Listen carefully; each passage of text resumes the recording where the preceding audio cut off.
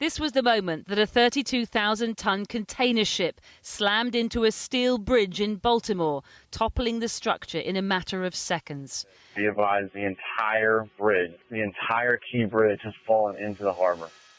As the sun rose, the scale of the destruction of the Francis Scott Key Bridge came into full view. The 300-metre-long ship with its nose rammed into the steelwork of the bridge. A bridge that stood for nearly 50 years, but in the early hours of Tuesday morning came crashing down in an instant after the Singapore-registered vessel struck one of its main support columns at approximately 1:30 a.m. To hear the words that the Key Bridge has collapsed, it's shocking and heartbreaking. A state of emergency has been declared in Baltimore on America's east coast as divers, helicopters and support ships search for survivors.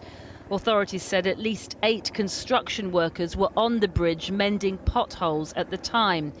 One is in hospital in a serious condition. One is uninjured, but 6 others are still unaccounted for. The governor said the container ship was travelling at a very rapid speed of about 8 knots, as captured by this web camera, and that it lost power, causing its lights to go out moments before it hit the bridge. The crew on board issued a mayday call that officials said allowed them to quickly halt additional traffic coming onto the bridge, though it's not clear whether there were any vehicles actually on the bridge at the moment of collapse. Did you just say that it issued a mayday in enough time that you were able to stop all traffic from entering both sides? We're thankful that between the mayday and the collapse that we had officials who were able to begin to stop the flow of traffic. But there were some on the bridge. There have been reports that have been sonar that have detected vehicles at the bottom of the water. There could still be people trapped inside or potentially have died in vehicles, is that correct? Well, the investigation is still going on to find out exactly how many people and what was the situation. But the thing that we do know, many of the vehicles were stopped before they got onto the bridge, which saved lives in a very, very heroic way. In the nearby town of Dundalk, locals were still in shock, having been woken up by crashing sounds in the middle of the night. It made my house shake. My friend, she thought that maybe a plane crashed into the water or something like that. So it was that loud? Yeah. The only thing we can do is just hope for the 2 survivors and pray for the rest. I don't understand how this bridge came down in a matter of just 2 seconds. And you think to yourself, well, you know, how many times have I been on the bridge? How many times have my family members, friends traveled on this bridge? There's really no words. Very, very, very scary stuff. When my husband got up, he said, "Chris, the Key Bridge is gone." Yeah, we're both iron workers. You know, our union hall built that bridge, and so of such historic significance. It's devastating. It's very sad. And so much tonnage of steel on infrastructure, a magnificent infrastructure, to go down like toothpicks. And not to mention the lives, you know.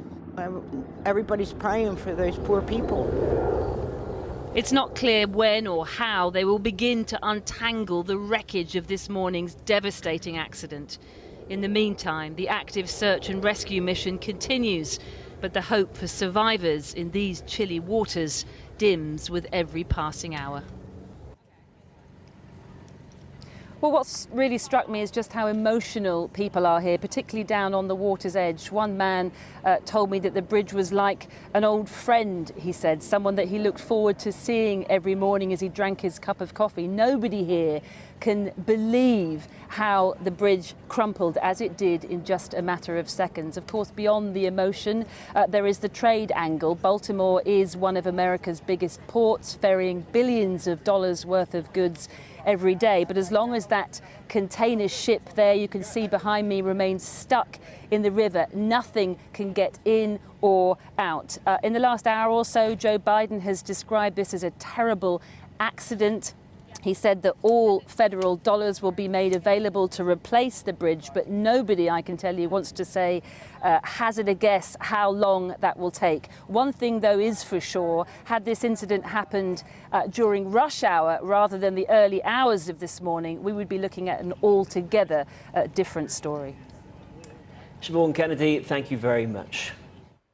Well, in a moment, we'll look at the impact on international trade. Now, one of America's major ports is blocked. But how could such a bridge collapse in the first place and so quickly? Well, we can speak now to structural engineer Dr. Mark Richards. Was there something about the design of the bridge that made the impact so catastrophic? I think in these sort of situations, it's very easy to search for answers for these sort of catastrophes, which is based on design. And I think it is right, in fact, that we now, as we respond to this kind of event, is to scrutinise all things which could have been at fault. But I think that if we look at the engineering here, if I may, and of course I'm removing myself here from the catastrophe itself, which is very distressing. But if we look at the engineering, then there's many safeguards in place for the design of these sorts of structures to consider possible events. I think the key here is whether this particular event would have been within those cases which are considered to be possible or not.